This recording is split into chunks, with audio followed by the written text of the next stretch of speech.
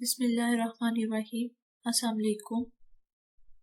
Welcome to our online coaching classes at the platform of Shahrukh Alam College of Health Sciences, Multan. Today our topic of discussion is pulmonary tuberculosis, जिसे हम आम ज़बान में TB कहते हैं। हमने respiratory system का chapter start किया हुआ था। इससे पहले हम इसकी एनाटमी और फिजियोलॉजी देख चुके हैं, यानी कि रेस्पिरेटरी सिस्टम जो हमारा निज़ाम तनफ़ुस होता है, किन हिस्सों पर मुश्तमिल होता है और वो कैसे सांस लेने के अमल में इन्वॉल्व होते हैं। ठीक है, और इसके अलावा जो तीसरा पार्ट था उसमें हमने इसकी मुख्तलिफ बीमारियों के बारे में पढ़ना है कि कौन कौन सी बीमारियां हैं जो कि निज़ाम तनफ़ुस से रिलेट करती हैं। प्रीवियस लेक्चर में हमने नमूनिया के बारे में पढ़ा था। आज हम पढ़ेंगे टीबी, जिसे उर्दू में आम ज़बान में तब भी कहते हैं और इंग्लिश में या बायोलॉजिकल मेडिकल साइंसेस में हम इसको पल्मोनरी ट्यूबरक्लोसिस भी कहते हैं। पल्मोनरी का वर्ड जैसे कि शो कर रहा है फेफड़ों से, यानी कि हमारे लंग से रिलेट करता है। तो वैसे तो सबसे पहले मैं आपको जनरल सा ओवरव्यू देती हूँ कि टीबी बेसिकली होता क्या है।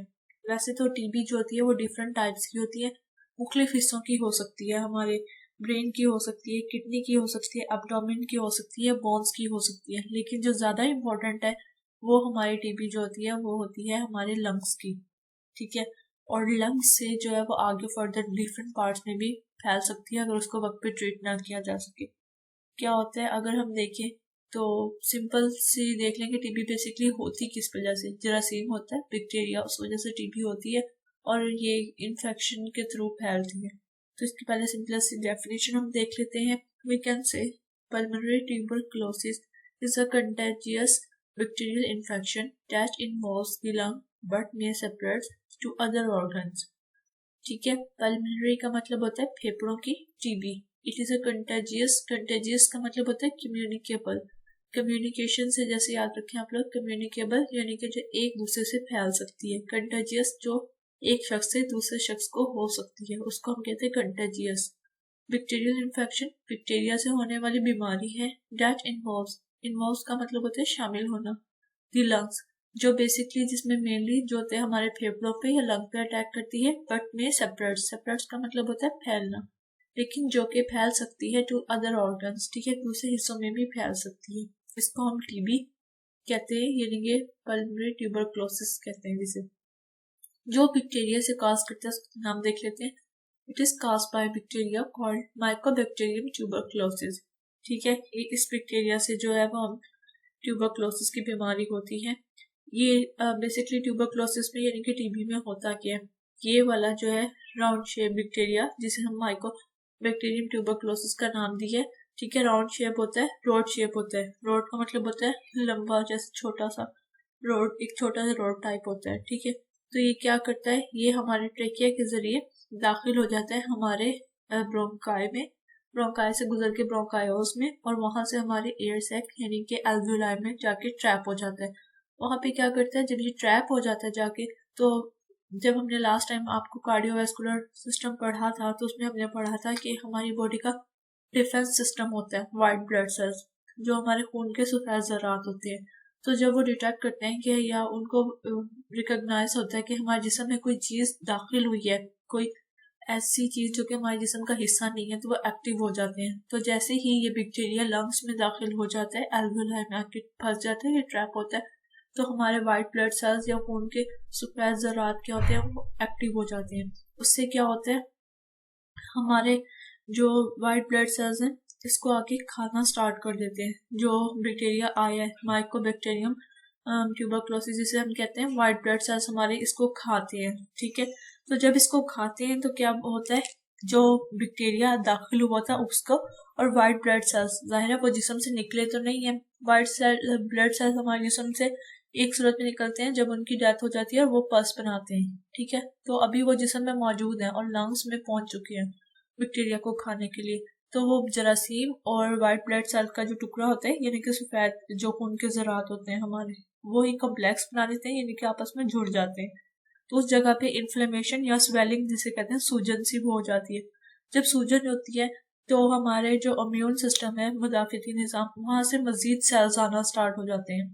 ठीक है, उसको ख़त्म करने के लिए कि इन्फ्लेमेशन हुई है, जिस्म में सूजन हुई है, तो उसको ख़त्म करना है। तो जब मज़ीद बहुत सारे और सेल्स आ जाते हैं तो वहाँ तो ऑटोमेटिकली सेल्स प्रेजेंट है, तो क्या होते हैं, ये ग्रैन्यूल्स बना देते हैं।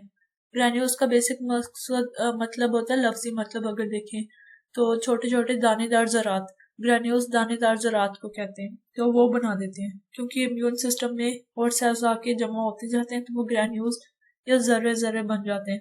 तो इस तरह से वो पूरी की पूरी जो लंग की सरफेस है उसको कवर कर देते हैं। उसके बाद क्या होता है कि जब ग्रैन्यूल्स सारे लंग्स की सरफेस पे या स्ट्रक्चर पे बन जाते हैं, लंग का जो फेफड़ों का की साख्त होती है उस पर जब सारे ऐसे ग्रैन्यूल्स बन जाते हैं तो जो लंग्स की हमारे फेफड़ों की स्ट्रक्चर है वो खोखली हो जाती है, यानी कि उसकी कैविटी जो होती है उसमें क्या होते हैं, होल से बन जाते हैं, यानी कि ऐसे जैसे खाया हुआ है किसी चीज ने, इस तरीके से बन जाते हैं। तो इस कंडीशन को हम क्या कहते हैं, इसको हम टीबी का नाम देते हैं। और इस वजह से जो लंग्स अपने सही से फंक्शन परफॉर्म नहीं कर सकते, बेसिकली ये टीबी होता है। ठीक है, आप लोगों को एक कंसेप्ट समझ आ गया होगा। नेक्स्ट हम देखते हैं आपकी बुक में इसको कैसे डिफाइन किया हुआ है। According to your book, TB फैलने वाली आम बीमारी है जो कि बैक्टीरिया से होती है, जिसे माइकोबैक्टीरियम ट्यूबरक्लोसिस कहते हैं। इसके अलावा लिखा है जुकाम की तरह यह हवा के जरिए एक शख्स से दूसरे शख्स को लग सकती है। सिर्फ वही मरीज टीबी फैलाने का बायस बनते हैं जिनको फेफड़ों की टीबी हो। जब टीबी वाला कोई मरीज खांसता है, छींकता है, बातें करता है या थूकता है तो टीबी के बहुत सारे जरासीम हवा में शामिल हो जाते हैं। मरीज के आसपास वाले लोगों के फेफड़ों में ये जरासीम दाखिल हो जाते हैं। टीबी के थोड़े से जरासीम भी किसी दूसरे शख्स को बीमार करने के लिए काफी होते हैं। अगर टीबी वाले शख्स का इलाज ना कराया जाए तो सालाना 10 से 15 लोगों में टीबी फैलाता रहता है। अगर कुव्वत मदाफ़त काफी हो तो टीबी के जरासीम फेफड़ों में दाखिल होने के बावजूद भी बीमारी पैदा नहीं कर सकते। अब इसमें आप लोगों को दो चीजें जो दो कंसेप्ट हैं सारी बातों में।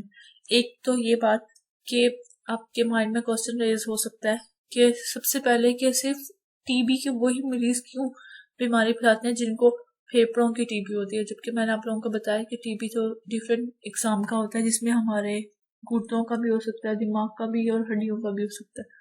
क्योंकि इसकी वजह ये होती है कि उसका रूट ऑफ ट्रांसमिशन यानी कि फैलने का जरिया जरासीम के दूसरे इंसान के अंदर दाखिल होने का मरीज से तब होता है जब उसके मरीज के ड्रॉपलेट यानी कि थूक के ज़रात या जो थूक के हो गए या स्नीजिंग करता है यानी कि वो छींकता है तो उसके जरिए थूक के जरिए बेसिकली जो होता है हमारे जिस्म में दाखिल होता है अगर किसी मरीज के हम करीब हो। अदरवाइज अगर हमने किसी मरीज को टच किया है, उसके बर्तन में साथ खाना खाया है तो उससे टीबी नहीं होता। टीबी सिर्फ तब होता है जब वो खांसता है या छींकता है तो उसके ड्रॉपलेट जो थूक के जो ज़रात होते हैं या पानी जिसे हम कहते हैं मुंह का, ठीक है, वहां से जो निकलते हैं तो दूसरे में दाखिल होते हैं, तभी ये टीबी काज होगा, वरना टीबी नहीं होता। तो और लास्ट लाइन में जो आप लोगों को लिखा नजर आ रहा है कि टीबी के जरासीम कई सालों तक बीमारी पैदा किए बगैर जिस्म के अंदर रहते हैं। जब कुव्वत मदाफ़त कमजोर होती है तो ये फिर बीमारी काबिल हो जाते हैं। तो इसकी बेसिकली इसकी रीजंस ये हैं कि टीबी की डिफरेंट स्टेजेस होती हैं, मराहिल हम जिसे कह सकते हैं, प्राइमरी, लेटेंट और एक्टिव। प्राइमरी यानी कि बुनियादी जो प्राइमरी स्टेज होती है वो तब होती है जब जो हमारे जिस्म में जरासीम है टीबी का, जिसे हम माइकोबैक्टीरियम ट्यूबरक्लोसिस कहते हैं, वो दाखिल हो जाता है। तो अभी ये सिर्फ दाखिल हुआ है और ये तकरीबन जरासीम के दाखिल होने के 2 हफ्ते तक का टाइम होता है। इसमें जिस्म डिसाइड करता है, इम्यूनिटी हमारे जिस्म की जो होती है रिस्पॉन्स करती है उसके अकॉर्डिंग। अगर हमारे जिस्म की इम्यूनिटी अच्छी होगी तो यहीं पर रुक जाता है, लेकिन अगर इम्यूनिटी अच्छी नहीं होती है तो क्या होता है, इंसान को टीबी का जो है वो मसला स्टार्ट हो जाता है। नेक्स्ट स्टेज आती है लेटेंट। अब ये वो स्टेज होती है जिसमें प्राइमरी स्टेज से गुजर के यानी कि जरासीम से जिस्म में दाखिल हो चुका है लेकिन वो एक्टिव नहीं होता, ठीक है, लंग्स में भी वो पहुंच चुका है लेकिन एक्टिव नहीं होता। सिम्टम्स अब मौजूद होते हैं, ठीक है, बीमारी का एक पेशेंट से दूसरे में फैल नहीं सकता और अपनी कोई ऐसा साइन एंड सिम्टम शोज नहीं करता, ठीक है, यानी कि पेशेंट में कोई खास अलामतें दिखती नहीं है लेटेंट फेज में भी। उसके बाद जो होता है, अगर इम्यूनिटी हमारी जिस्म की बहुत वीक होती है तो थर्ड फेज में दाखिल होता है एक्टिव। एक्टिव में आके वो क्या करता है, अपनी स्लीपिंग फेज से यानी कि जाग जाता है जरासीम, और यहाँ पे फिर बीमारी काज करने लगता है और वो थोड़ी सी एक से आगे आगे फैलता रहता है और हमारे लंग्स को या जो हमारे फेफड़े हैं उनको डिस्ट्रॉय कर देता है, तबाह कर देता है। ठीक है, ये 3 स्टेजेस हैं और ये कभी भी एक्टिव हो सकता है और डीएक्टिवेट हो सकता है अगर प्रॉपर ट्रीटमेंट इसका ना कराया जाए टीबी का। नेक्स्ट, साइन एंड सिम्टम्स अगर हम देखें कि कौन कौन से साइन एंड सिम्टम्स होते हैं, तो बेसिकली मोस्ट कॉमन या बहुत आम तौर पे जिसे हम कह सकते हैं वो होती है कफिंग विद ब्लड, खून आता है, और कफ जो होती है वो ड्राई भी हो सकती है, बलगम वाली खांसी भी हो सकती है, और इसमें पर्पलिश या नीलाहट वाली बलगम आ रही होती है, फीवर और बुखार जिसे हम कहते हैं, और यही मोस्टली जो होता है फीवर इस केस में टीबी में रात के टाइम होता है। चेस्ट पेन, छाती का दर्द। नेक्स्ट है चिल्स, सर्दी लगती है। वेट लॉस, वजन में तेजी से कमी आना स्टार्ट हो जाती है। नाइट स्वेट, रात के टाइम में पसीने आते हैं। फैटीज, थकावट होती है। नो एपेटाइट, यानी कि भूख लगना खत्म हो जाती है, बिल्कुल कुछ खाने का दिल नहीं करता। लॉन्ग टर्म कफ, 3 हफ्ते से ज्यादा खांसी रहती है। ठीक है, टीबी में आप लोगों ने ये बात याद रखनी है कि इसकी बेसिक सिम्टम जो होती है वो 3 हफ्ते से ज्यादा खांसी जिसमें बलगम या खून शामिल हो। आपकी बुक में देखते हैं क्या लिखा हुआ है। इसमें आपकी बुक में जो होती है इसकी सिम्टम्स को 2 तरह में तकसीम कर दिया, local symptoms and systematic symptoms. जो लोकल सिस्टम होती है, अब इसमें डिफरेंस क्या होता है लोकल एंड सिस्टमैटिक सिम्टम्स में। जो लोकल सिम्टम होती है उसका मतलब ये होता है कि जिसम के सिर्फ उन हिस्सों पे जहाँ पे बीमारी ने अटैक किया या हमला किया वहीं पे आपको अलामत दिखाई देगी। उन सिम्टम्स को, उन अलामत को हम लोकल सिम्टम्स कहते हैं। लेकिन अगर किसी बीमारी ने हमला किया और जिसम का मेजर पार्ट या बड़ा हिस्सा इसमें इन्वॉल्व है तो उसको हम सिस्टमैटिक सिम्टम्स कहते हैं। ठीक है, देख लेते हैं लोकल कौन कौन सी है इसमें। बदबूदार बलगम वाली खांसी जो कि 3 हफ्ते से ज्यादा हो, छाती में दर्द, खांसी में खून या म्यूकस, म्यूकस कहते हैं, बलगम को ही कहते हैं। ठीक है, ये इसकी लोकल है क्योंकि इस तीनों पार्ट जो है वो किससे रिलेट करते हैं, हमारे रेस्पिरेटरी सिस्टम से ही है, इसलिए ये लोकल सिम्टम्स में आ गया। अगर इसकी सिस्टमैटिक सिम्टम्स देखते हैं, बुखार, सर दर्द, रात को पसीना आना, भूख मर जाना, वजन में तेजी से कमी होना, जिल्द का रंग फीका पड़ जाना या थकावट और कमजोरी फील होना। ठीक है, ये सारी की सारी अलामत जो होती हैं टीबी की होती हैं। नेक्स्ट,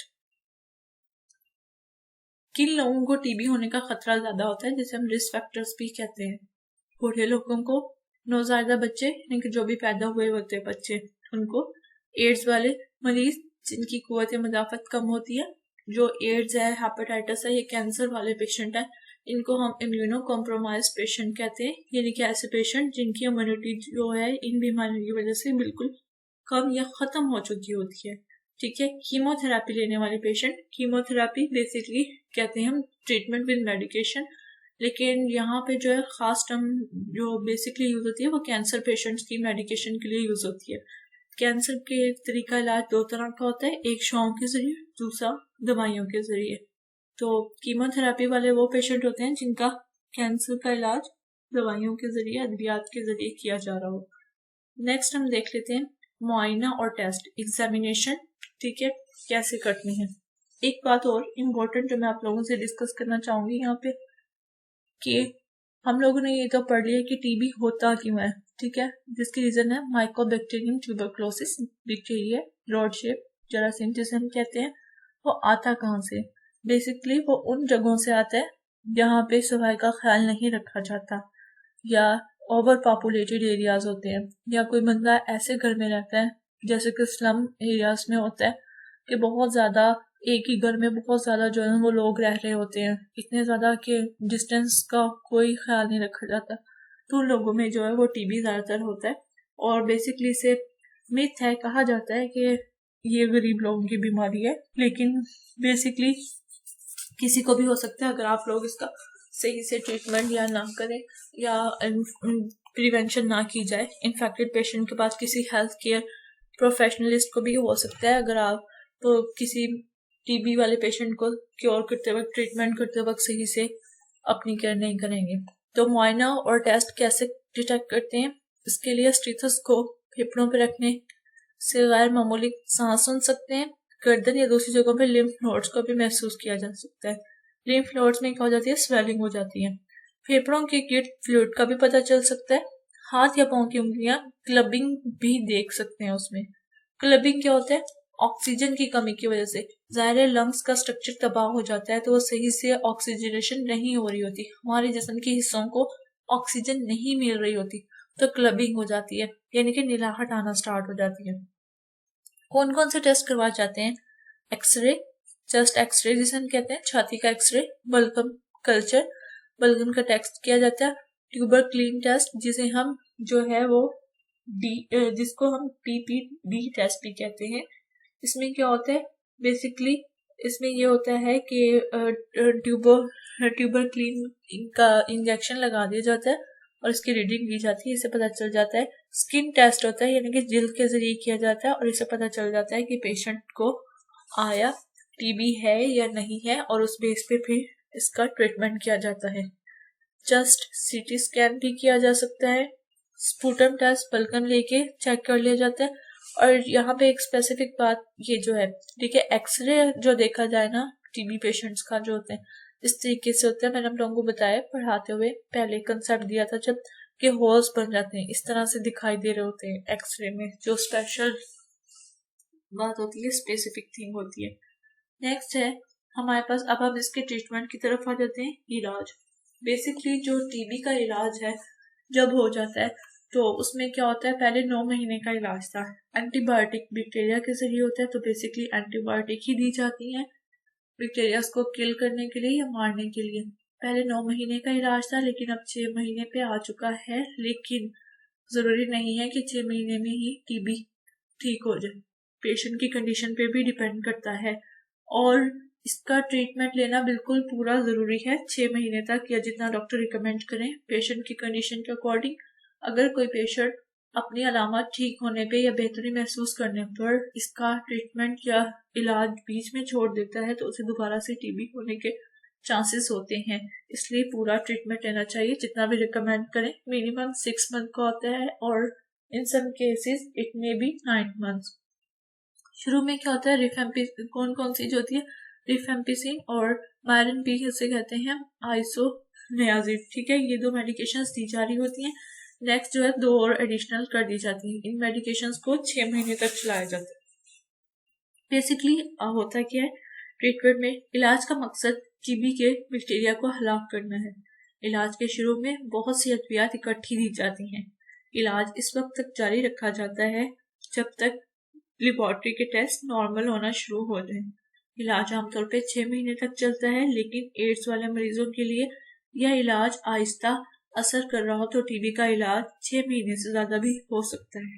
इलाज शुरू करने से 2-3 हफ्ते में बेहतरी महसूस होती है, लेकिन इस वक्त तक छाती का एक्सरे में अफाका महसूस नहीं होता। अगर टीबी की तशखीस जल्दी हो जाए और मुनासिब बर वक्त इलाज शुरू कर दिया जाए तो सेहत की बहाली बेहतरीन हो जाती है। मरीज को इस वक्त तक अस्पताल में रखा जाता है जब तक कि वो दूसरों में बीमारी फैलाने के काबिल ना रहे, ठीक है। तो ये इसके साइन सिम्टम्स और ट्रीटमेंट किन लोगों को हो सकता है ये और क्या होता है टीबी, ठीक है, ये आज हम लोगों ने देख लिया। कुछ फैक्ट्स हैं टीबी के बारे में। कहा जाता है कि दुनिया में सबसे ज्यादा अमवात दूसरे नंबर पे है टीबी की वजह से होती हैं, ठीक है, और वर्ल्ड टीबी का दिन भी मनाया जाता है पूरी दुनिया में ताकि लोगों में मैक्सिमम आगाही दी जाए, क्योंकि दुनिया में सबसे ज्यादा फैली हुई बीमारी है। और क्या होता है 24 मार्च को इसका दिन मनाया जाता है। और कुछ फैक्ट्स हैं उनको देख लेते हैं हम। दुनिया में हर सेकंड में एक शख्स पर टीबी का इन्फेक्शन हमलावर होता है। जो लोग ठीक होंगे, ठीक है, जिनकी इम्यूनिटी स्ट्रॉन्ग होगी वो तो बच जाएंगे, जिनकी इम्यूनिटी वीक होगी वो इसका शिकार हो सकते हैं। मजमूई तौर पे दुनिया की मौजूदा 1/3 आबादी टीबी का शिकार है। टीबी के जरासीम इंसान के अंदर दाखिल होने पर हर एक को बीमारी जाहिर नहीं करते, कुछ में अलामतें भी जाहिर नहीं होती। वही रीजन आ गई प्राइमरी लेटेंट और एक्टिव। बीमारी सिर्फ तब शो होगी जब जरासीम एक्टिव फेज में दाखिल होगा। पोशीदा टीबी यानी कि लेटेंट टीबी बहुत ज्यादा आम है। इस टीबी का हर 10वां शख्स में टीबी की अलामतें जाहिर नहीं होती, ठीक है, हो जाती हैं। इसके बाद है अगर इसका इलाज ना किया जाए तो टीबी के लिए इससे ज्यादा अमराज जो मरीज है वो मौत के मुंह में चले जाते हैं। बाकी इसके अलावा हम कैसे बचा जा सकता है, हम अगर देखें टीबी से बचने के लिए इसकी वैक्सीनेशन होती है। जो रिस्क पे होते हैं पेशेंट वो बीसीजी के नाम से इसकी वैक्सीनेशन होती है, उनकी वैक्सीनेशन कर सकते हैं। उसके अलावा आप अगर इम्यूनिटी को अपनी स्ट्रॉन्ग रखें, बैलेंस डाइट लें। अगर कोई घर में अल्लाह ना करे पेशेंट हो जाता है टीबी का तो जो बुजुर्ग हैं या बच्चे हैं उनको दूर रखा जाए, हाइजीनिक का ख्याल रखा जाए और प्रॉपरली कुछ वक्फे के बाद उनके टेस्ट करा ले जाए ताकि डिटेक्ट हो जाए कि उनको टीबी तो नहीं हो गया। मैं आपको समराइज कर देती हूँ कि आज हमने क्या पढ़ा। सबसे पहले हम लोगों ने पढ़ा है कि टीबी होता क्या है, फिर इसके अलावा इसके काजेस पढ़े, काजेस में माइकोबैक्टीरियम ट्यूबरक्लोसिस का बताया, ठीक है। इसके बाद इसके स्टेजेस के बारे में बताया, फिर हमने इसके साइन एंड सिम्टम्स के बारे में पढ़ा है और साइन एंड सिम्टम्स के बाद हमने इसके रिस्क फैक्टर्स देखे हैं कि किन किन लोगों को ज्यादा हो सकता है। इसके अलावा हमने तरीका इलाज देखा है और एग्जामिनेशन कैसे की जाती है, ये सब चीजें हमने आज की लेक्चर में देखी हैं। Thanks for watching the video.